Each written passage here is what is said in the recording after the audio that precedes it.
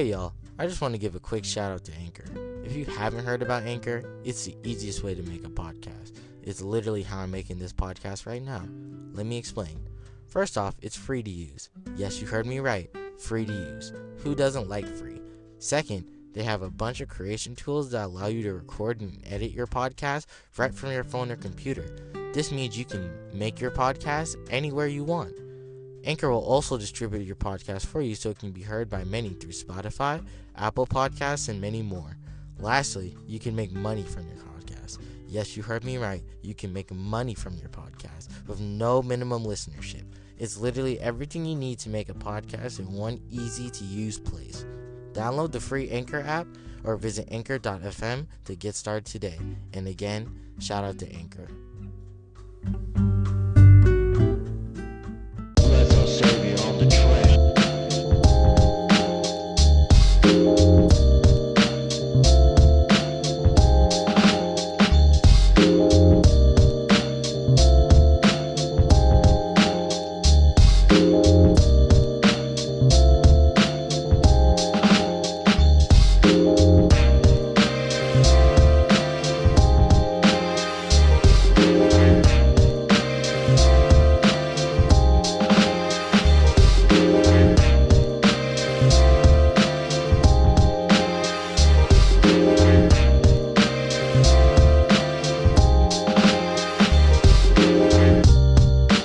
Welcome to the What Comes to Mind with Mill podcast.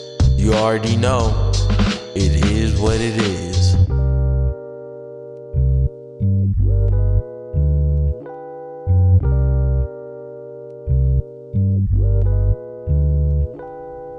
Hey y'all, and welcome to the What Comes to Mind with Mill podcast. You're currently listening to or watching episode 16 of the podcast. And this is your first time listening or watching to the podcast, I'd just like to say hey, and thank you for taking the time out your day to come and hear what I have to say. Sometimes I really be just rambling on about stuff that comes to my mind, but apparently y'all like it, and y'all come back and give me feedback and everything on it, so yeah, I do this for y'all, and I'm glad y'all appreciate the pod. If you haven't already, can you please subscribe to the YouTube page? It's What Comes to Mind with Mill. And also, if you haven't already, could you please follow you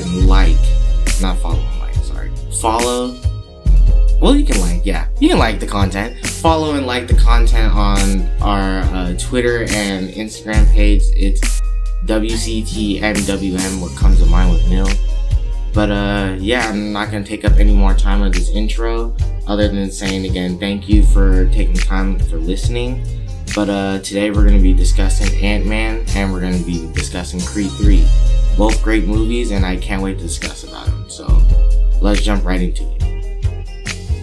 Alright, let me start off this Antman review by saying, before I watched the movie, I saw a bunch of hate on Twitter from the fans and critics on the movie, talking about it's one of the worst Marvel movies that ever exists. It's mid, and I'm one not to go off of critics' reviews right off the bat. I have to see it for myself and give my own personal opinion on it. And honestly, I don't get the hate. It's a solid movie.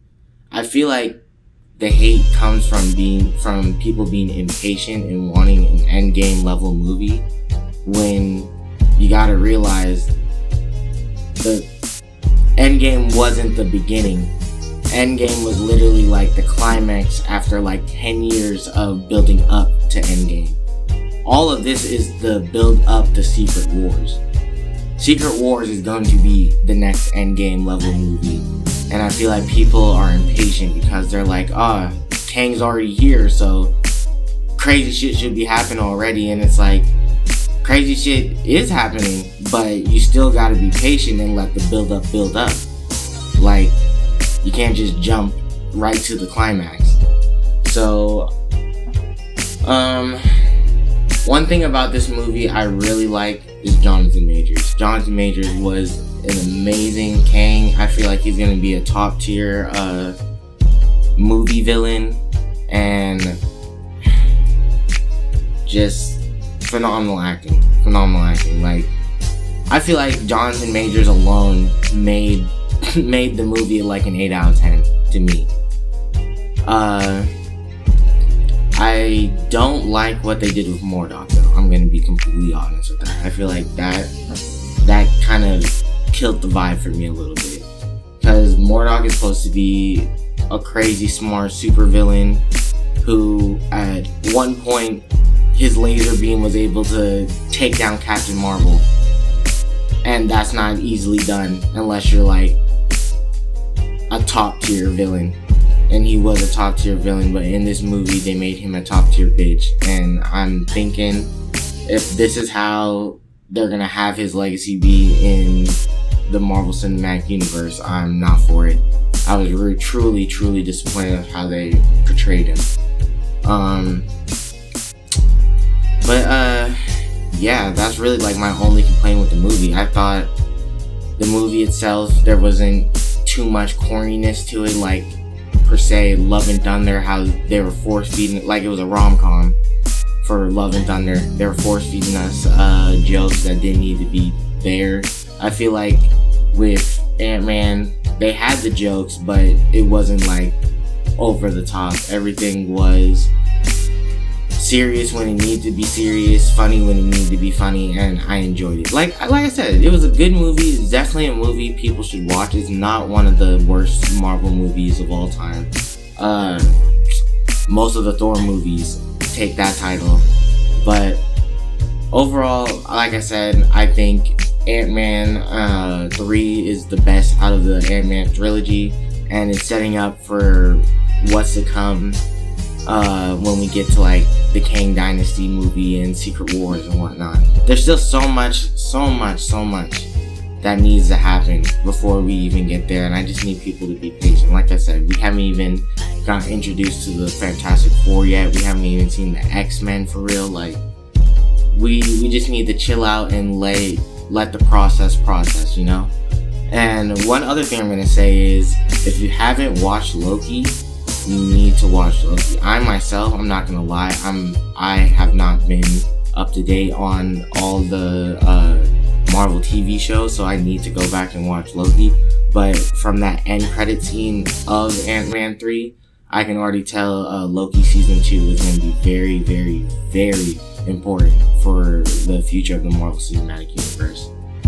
But again, I give the movie 8 out of 10.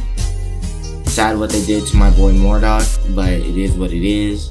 And Jonathan Majors is a top tier actor, and I cannot wait to see what they do with Kang and just the rest of the gang in future Marvel movies.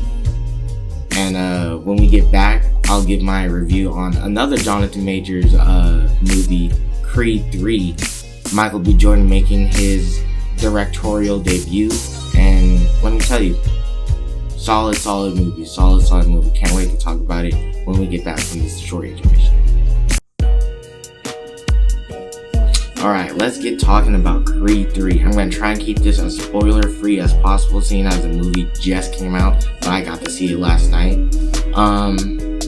First off, let me just say, give Michael B. Jordan his flowers for this amazing movie. To say this is his directorial debut, it's a solid 10 out of 10 debut, because to me, this is one of the best sports movies of all time. 100%. Probably one of the best out of the Rocky franchise, to be honest. Rocky Creed franchise, to be honest with you. I definitely feel like he was just in his bag. With this movie. He got the emotional scenes correct. He got the build up to the fights just beautifully. The fighting itself, I read an interview where they were talking about he has hints of like anime aspects in some of the fight scenes, and like I could see it. I could definitely see it now looking back and hearing that. I'm like, oh yeah, no. Heavy anime influence, like Dragon Ball Z type influence, like just the way they were yelling type influence. Definitely a great movie. Jonathan Majors, again, great anti-hero. Had me at one point being like, you know what, I understand him, and I'm kind of rooting for him low-key. He was a great Dane for this movie. Great Dane. Dane being Adonis Creed's childhood friend. But I really like Creed because also it didn't feel like it was a Rocky movie, you know? It felt like it was its own thing. Like it was a Creed movie. Just getting back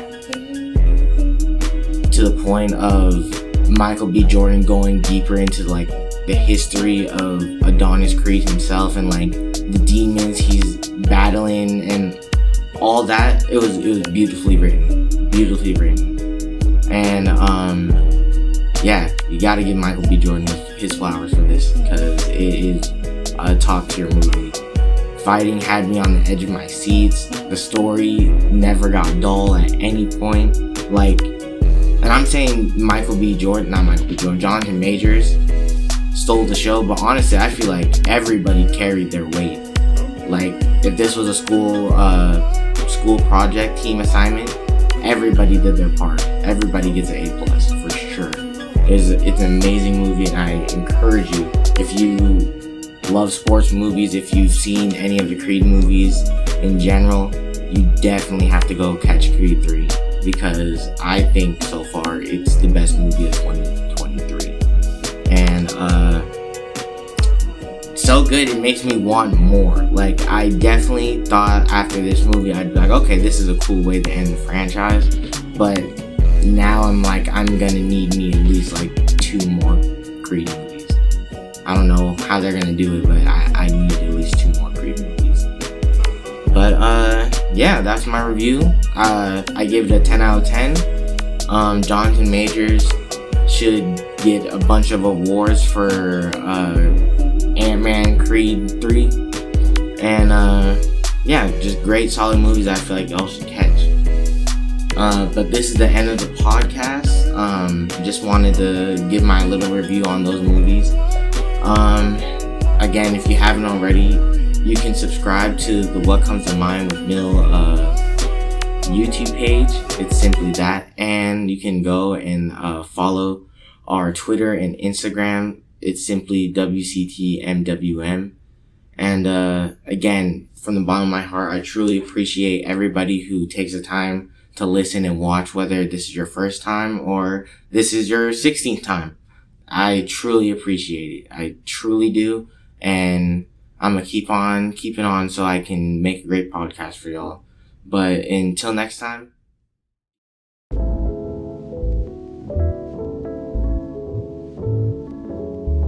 Bless our Savior on the track.